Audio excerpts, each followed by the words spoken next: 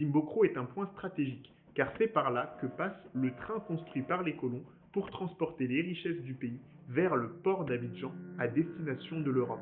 Pour comprendre ce qui s'est passé le 30 janvier 1950, il faut remonter quelques mois en arrière. Depuis 1949, le RDA est la cible des autorités coloniales françaises. Pourtant, c'est un parti officiel avec des députés et des sénateurs. Mais le problème, c'est qu'il menace le pouvoir colonial et qu'il est lié au Parti communiste. Deux bonnes raisons pour les colons socialistes qui décident de le réprimer.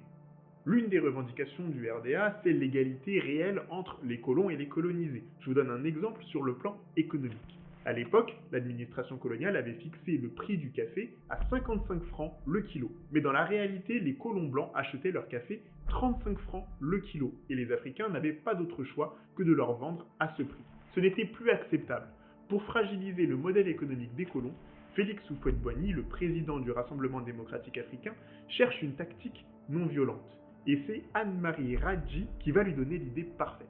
Cette leaduse de la marche des femmes sur Bassam a vécu en Gold Coast, actuel Ghana, où elle a participé à l'immense boycott qui a permis de casser l'économie des colons britanniques. Elle propose d'utiliser la même tactique en Côte d'Ivoire contre les colons français. Et Houphouët va suivre ce conseil. Il a appelé au boycott des produits agricoles. Il ne voulait pas que les planteurs vendent leurs produits aux colons. Ça expliquait le courroux d'énervement du colon. Revenons donc à Dimbokro.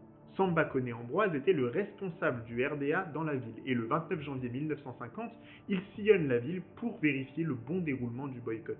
À la sortie d'un magasin sénégalais, il empêche un indigène d'acheter des produits européens.